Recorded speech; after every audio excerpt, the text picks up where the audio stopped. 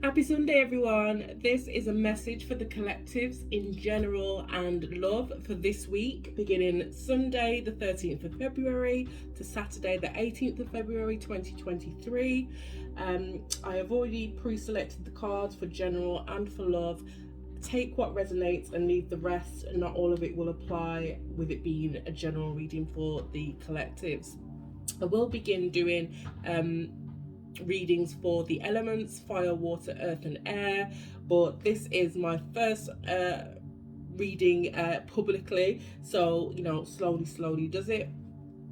So the first card that we've got for general is milk and honey. So milk and honey is all about prosperity, opportunities, nurturing abundance, and just being completely authentic in how you manifest and approach opportunities. The other one we've got in is your love card, which ironically says love. So that's probably reflecting the Valentine's energy that may or may not be in the air coming into this week, but I just thought it's very fitting that actually flew out. And just FYI, at the bottom of the deck for the love reading, you actually had date.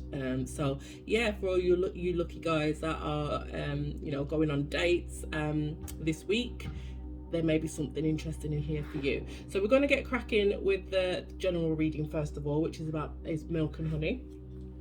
So we'll put the love one to the side. So as you can see from the card milk and honey, it's all about abundance really, and just kind of abundance and prosperity, just rich things that are rich, things that are nourishing, fulfilling, gratifying. That's what I kind of get from the card there. You've also got the little rainbow in the background there that for me signifies kind of renewal, hope, opportunity, peace, kind of calm after the storm, maybe, when you're thinking about rainbows after storms. They usually, rainbows follow storms. So if you've been through any kind of turbulent times lately, they may be coming to an end. You may be walking into like a really authentic opportunity and a prosperous time at the moment for you. So what I'm going to do is I'm going to pull some tarot on these oracle cards. So I'm going to do this one first.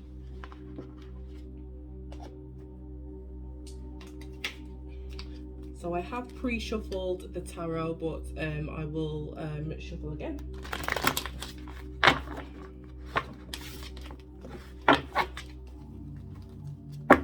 So milk and honey, please, Spirit. Why is that here for the collective? Milk and honey, why is that here for the collective for this week? Why is milk and honey here for the collective? What does the collective need to know regarding milk and honey, Spirit, for this week?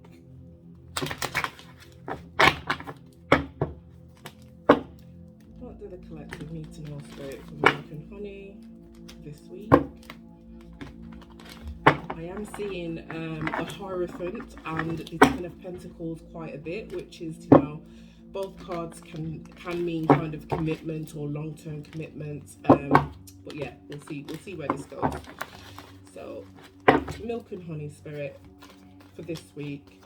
Can I get three cards, please, Spirit, for why milk and honey is here for this week for the collective? What do the collective need to know regarding milk and honey, Spirit, for this week? All right, so first card we've got we've got three cards. Okay, I wouldn't usually take more than three, so that's lucky. So for milk and honey, we actually got the High Priestess. The High Priestess card, is all about kind of intuition, higher knowledge, higher knowing, inner knowing, knowledge in general as well.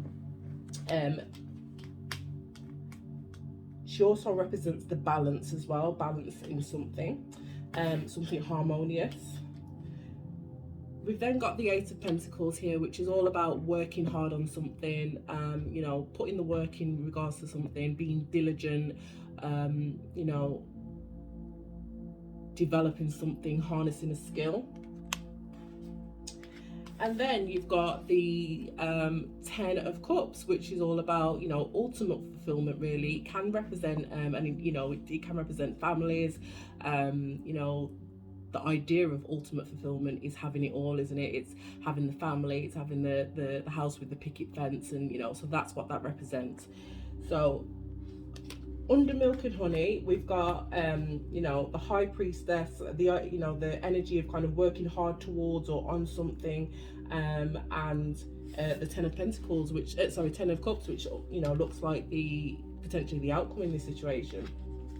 This kind of looks like to me that, you know, with it being under Milk and Honey, there is some kind of situation here or opportunity here that has been, you know, potentially you may be receiving some kind of like divine information or divine downloads. You know, I don't know how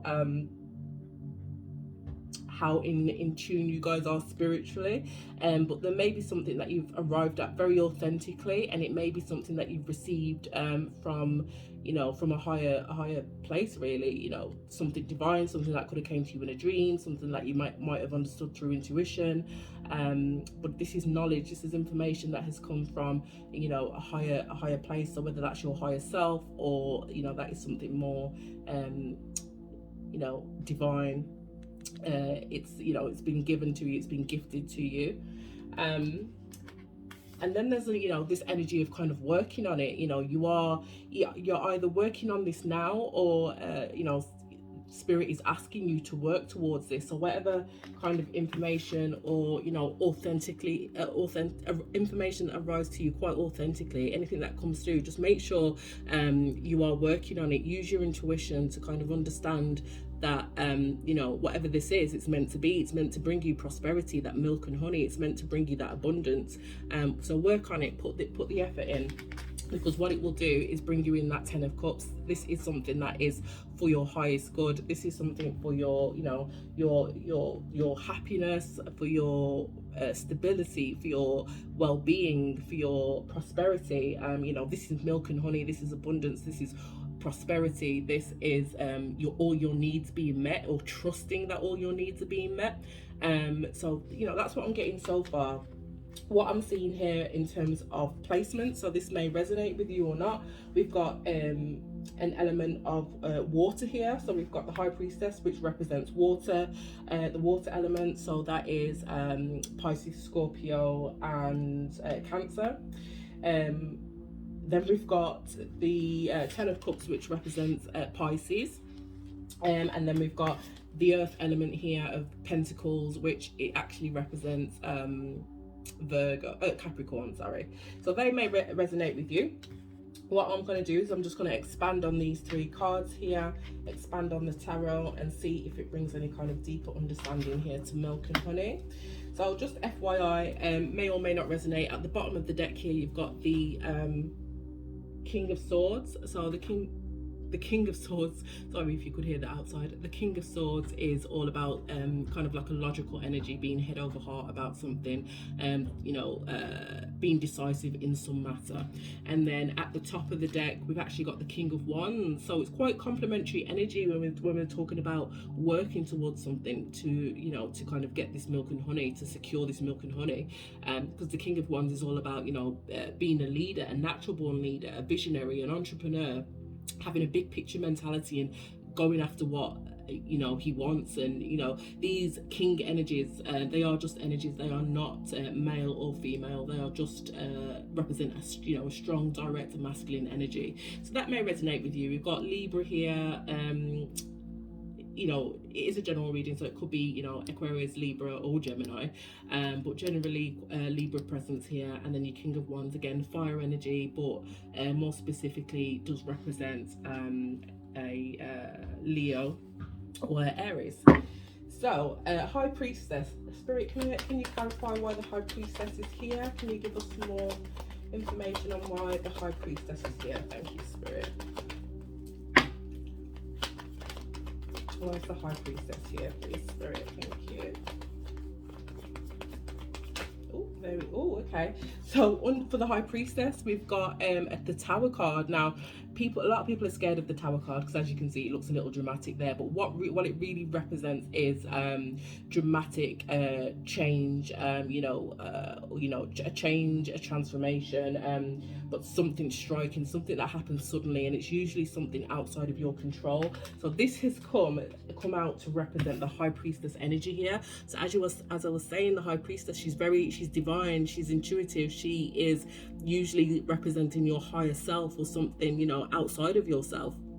And this is what this Tower card is kind of confirming. This knowledge, this idea, this is gonna strike you, and when it does, it's going to be like a light bulb moment. So make sure, Eight of Pentacles, you act on that. Spirit, why is the Eight of Pentacles here? Okay, so confirming the Eight of Pentacles, you've actually got the Five of Wands. Five of Wands is fire energy, represents kind of conflict, kind of fighting, quibbling, competition.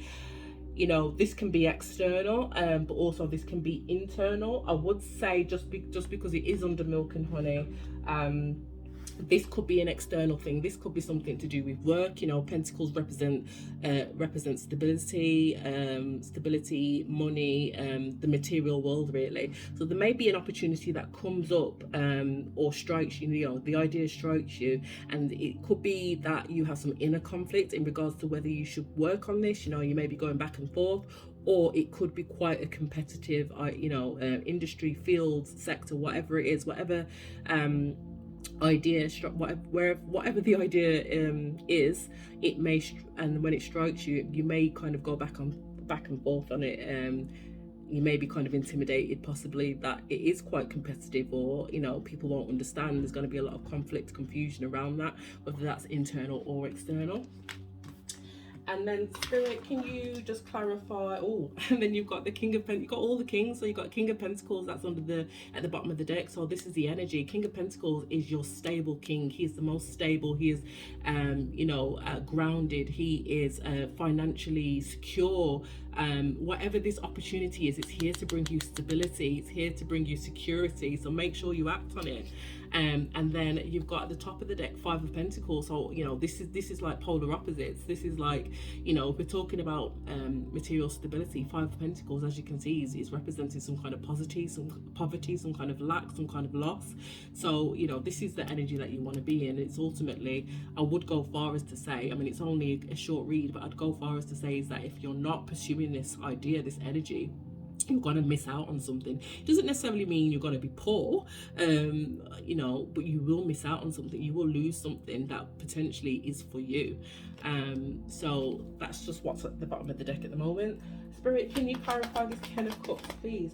There we go. So for the Ten of Cups, we've got the Knight of Wands. So this is your energy. You need to race towards this opportunity, because the Ten of Cups is on its way. It's coming in quick. It is here for you. It's here for the taking. The Knight of Wands, can represent a person. So take it if it resonates, if you're a fire sign, or have fire placements. But it also represents the energy. So the action that you need to be taking towards something. So we've got, passion here, energy, being inspired to take action, being fearlessness, and an element of impulsivity, but really just being fearless and taking that chance. When the idea strikes you, you need to go for it, because that Ten of Cups, is waiting for you. It's imminent. It's on its way. So that is your general reading on for this week. So ultimately, there's an idea that may strike. You need to go for it. It is waiting here for you. It's going to bring you abundance. It's for your highest good. It's for your highest happiness, your highest self. So if you're feeling inspired this week, Sunday the 13th to Saturday the 18th, act on that inspiration. Okay, so that's